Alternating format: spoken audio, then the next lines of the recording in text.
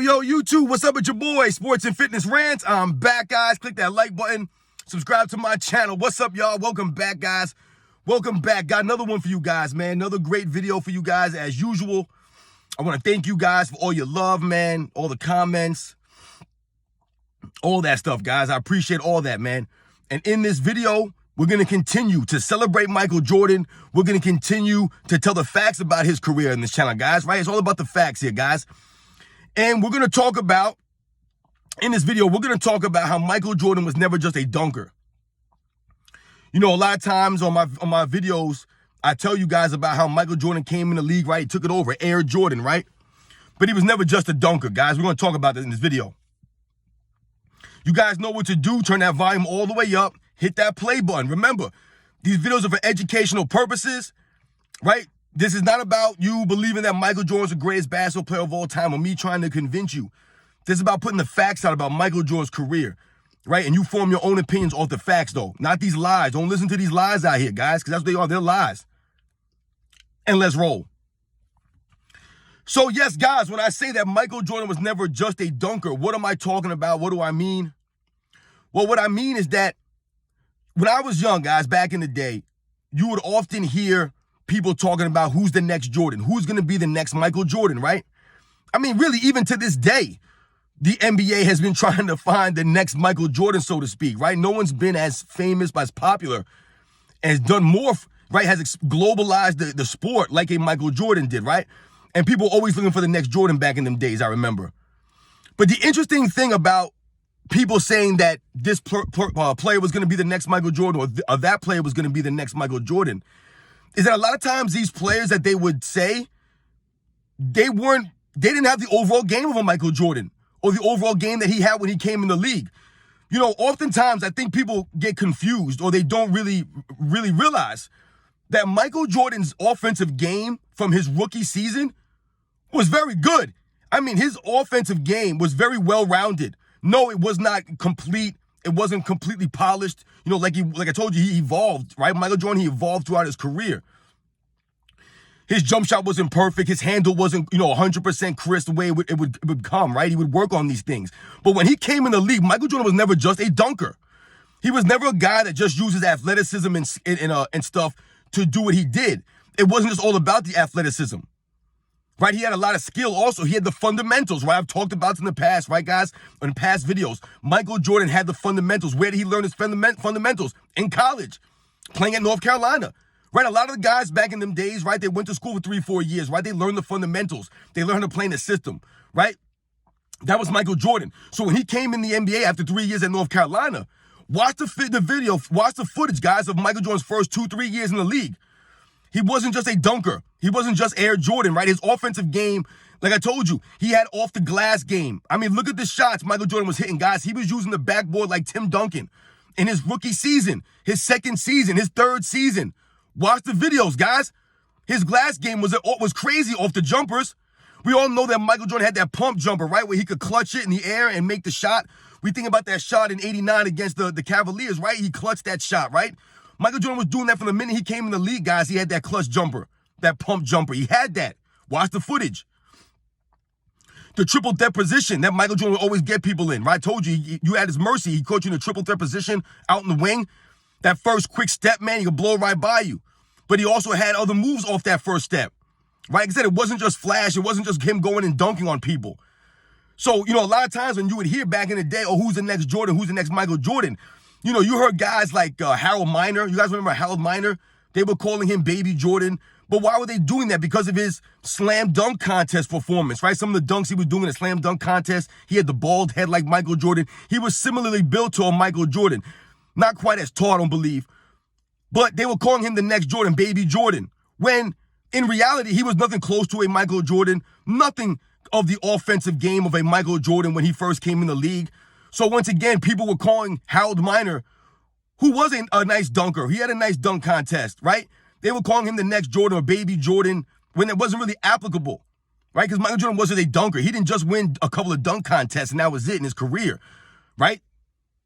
Far from that.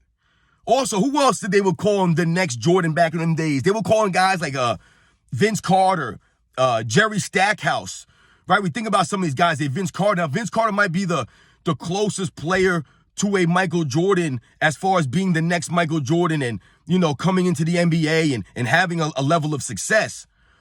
But even Vince Carter, his offensive game was nothing compared to a Michael Jordan's. Vince Carter was very aesthetically pleasing to watch. His dunking, people often refer to Vince Carter as the greatest dunker in NBA history, and you can make that argument, absolutely. There's other guys you can argue. But as far as, Vince Carter's offensive game compared to a Michael Jordan when he first came in the league, not comparable.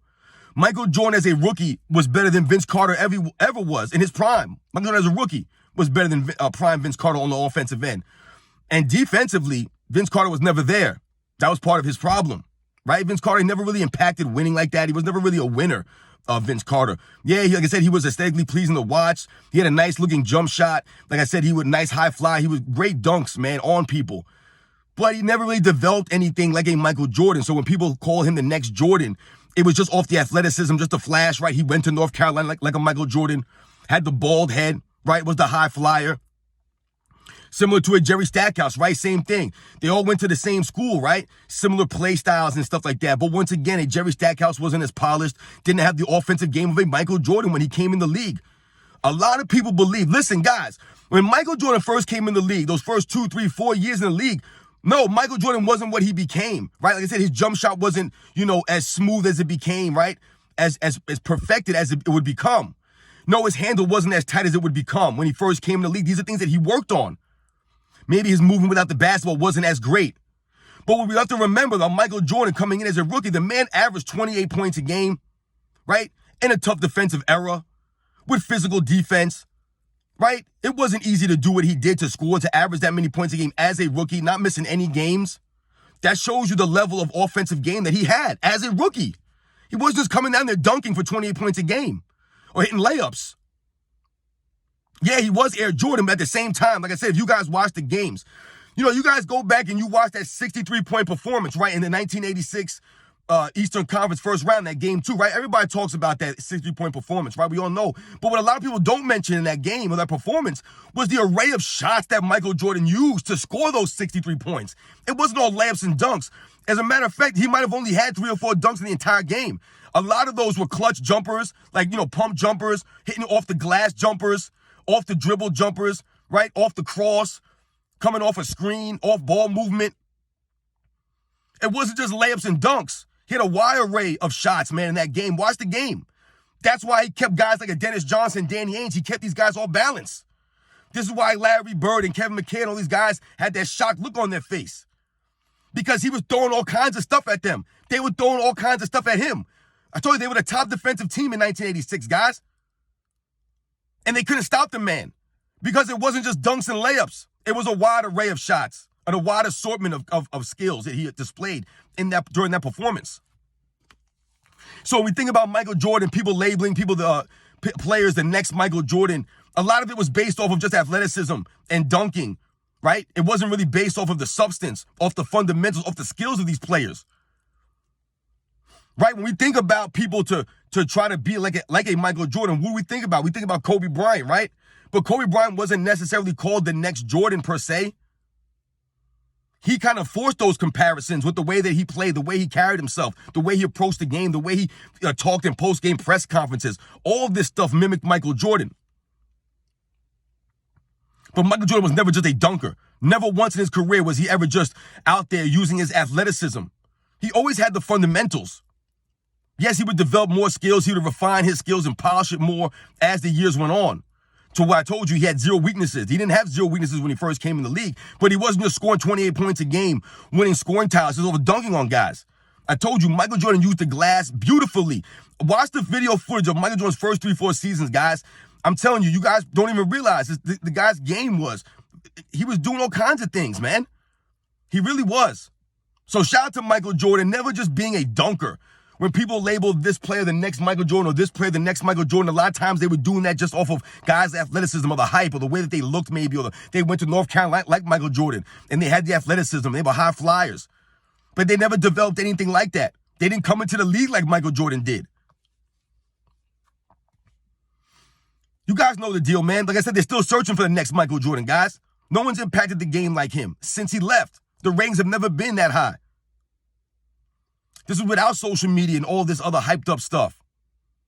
Shout out to Michael Jordan, man. Shout out to the 80s and 90s. You guys know the deal. We're going to continue to tell the truth, continue to celebrate this man. Catch you guys on the next one.